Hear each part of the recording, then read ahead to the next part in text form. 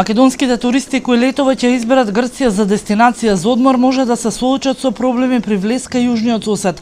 Посебно на удар може да бидат туристите со поблиток џеб, кои сакаат со помалку пари да поминат десетина дена на море. Домати, пиперки, краставици, месо, па дури и вода се сместуваат во багажникот на автомобилот.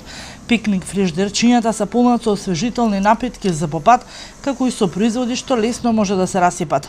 Од туристичките агенции, но и законот на Европската унија вели дека цариниците имаат право да ја одземат храната и дека според законот за храна на Европската унија, секоја храна што е произведена надвор од Европската унија, изгорена, тоа не е вакуумирана, цариниците имаат право да ја уништат. Имам сознание дека им се одзима храната на туристите што сакаат да внесат храна во Грција. Меѓутоа, би им препорачала на сите наши клиенти да бидат повнимателни, така да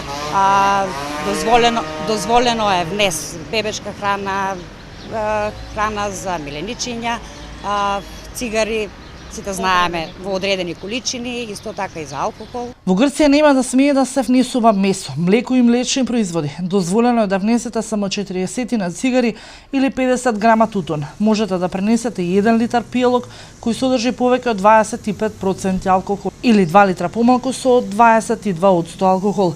Кога се работи за пиво, смеете да внесете 12 литри, а пак виното 4 литри. Дозволено е и 2 килограми храна за бебе како и за миленичиња, а готовината над 10.000 евра исто така ќе се пријави кај царините.